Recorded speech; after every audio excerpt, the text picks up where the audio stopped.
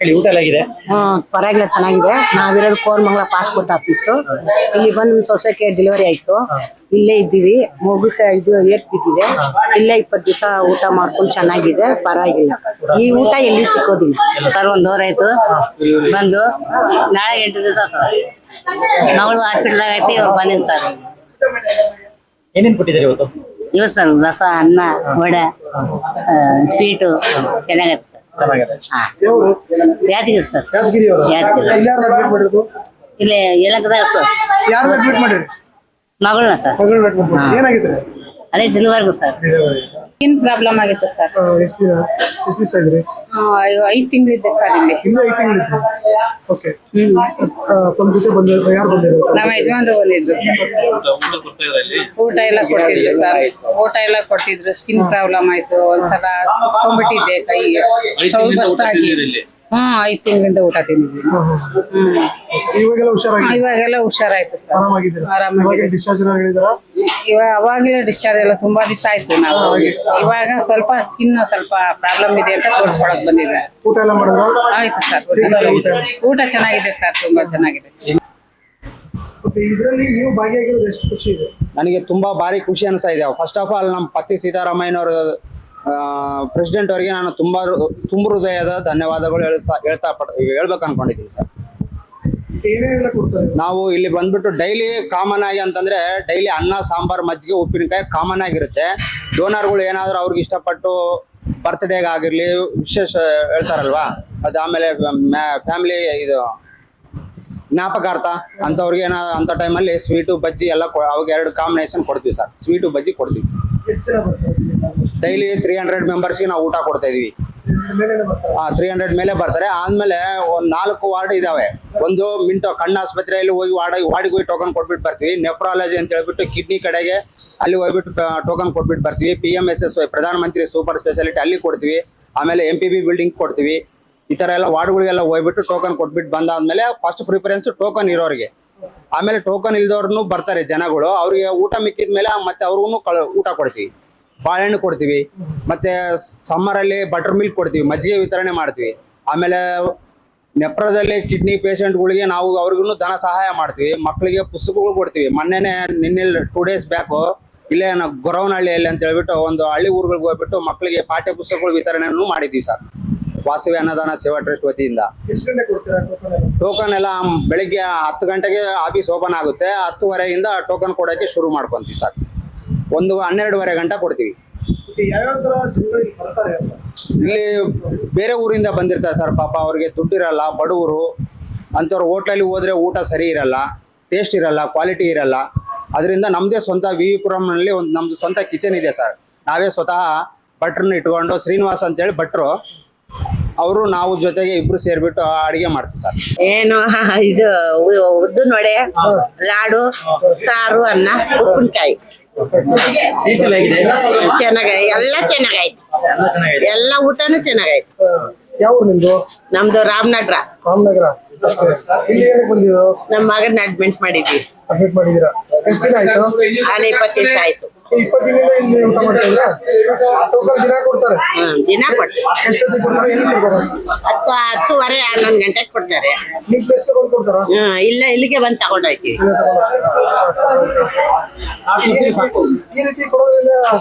ನಮ್ಗೆ ಹೆಲ್ಪ್ ಆಯ್ತಾ? ಅದೇ ಅನ್ನಕ್ಕೆ ಭಗವಂತ ಅನ್ನ ಕೊಡ್ತಾವನೆ, ಅದನ್ನ ನೆಂಬಿದ್ದೀವಿ ಕಡಪ್ಪ.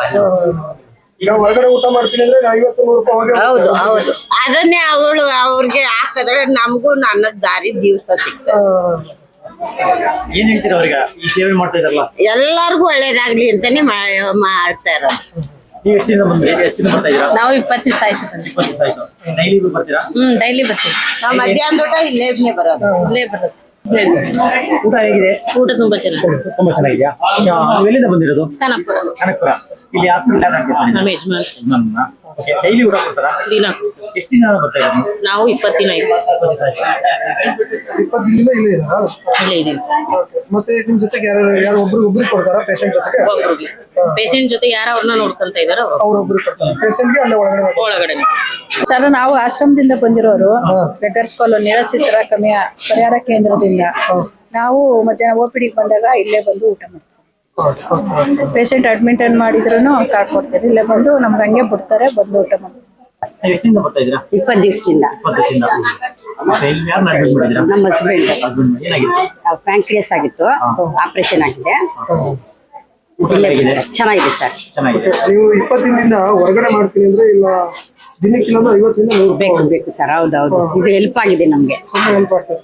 ಯಾವ ಊರು ತಮ್ಮದು? ವಿಜಯನಗರ. ಇಲ್ಲಿನಾ? ಒಳ್ಳೇದಾಗುತ್ತೆ ಸರ್. ಚೆನ್ನಾಗಿರ್ಲಿ. ಚೆನ್ನಾಗೈತೆ ಊಟ. ನಾನು ಹುಷಾರ್ ತಪ್ಪಿದೆ, 15 ದಿವಸ ಆಗಿತ್ತು ಬಂದು. ಹುಷಾರ್ ತಪ್ಪಿಟ್ಟಿದೆ.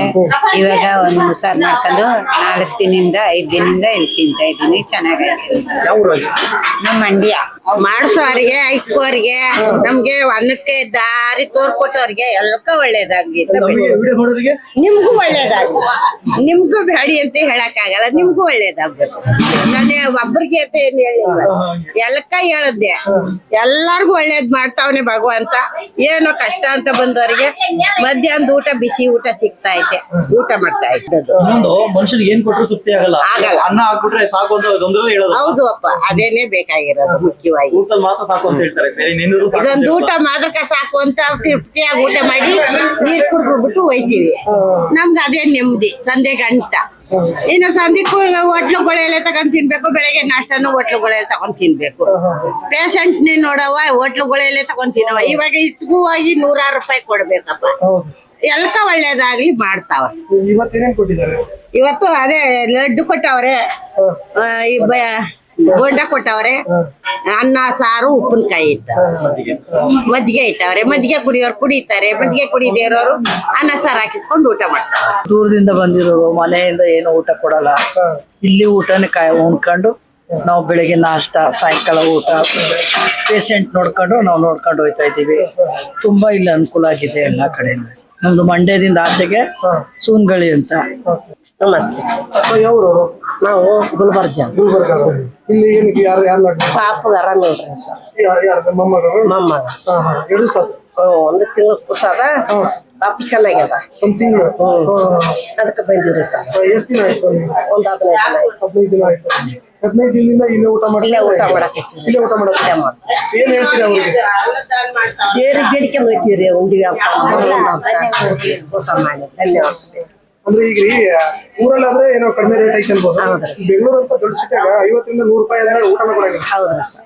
ಪ್ರತಿ ದಿನ ಕೊಡತ್ತಾರೆ, ನೀವು 15 ದಿನದಿಂದ ಊಟ ಮಾಡತ್ತೆ. ನಿಮ್ ಪುಣ್ಯ ಎಲ್ಲ ದೇವರ ಆಶೀರ್ವಾದ. ನಾವು 15 ದಿನ ಆಯ್ತು ಬಂದು. ಇದು ಗುಲ್ಬರ್ಗ ಆಪರೇಷನ್ ಆಗೈತ್ರಿ. ದಿನ ಬಂದು ಊಟ ಮಾಡ್ತೀವಿ. ಎಷ್ಟು ದಿನ ಆಯ್ತು? ಈಗ 15 ದಿನ ಆಯ್ತು. ಅಂದ್ರೆ ನಾವು ಇಲ್ಲಿ ನೋಡ್ತಾ ಇದ್ವಿ ಎಷ್ಟು ನೀಟ್ನೆಸ್ ಆಗಿದೆ. ಇಲ್ಲ, ಆಮೇಲೆ ವೇಸ್ಟೇಜ್ ಅಂತೂ ಬಹಳ ಕಮ್ಮಿ. ನಾವೇನಾದ್ರು ವೇಸ್ಟೇಜ್ ಮಾಡಿದ್ರೆ ಒಂದ್ 20 ರೂಪಾಯಿ ಇಲ್ಲ 50 ರೂಪಾಯಿ ದಂಡ ಹಾಕ್ತಿವಿ. ಬಟ್ ಯಾರು ಮಾಡೋದಿಲ್ಲ.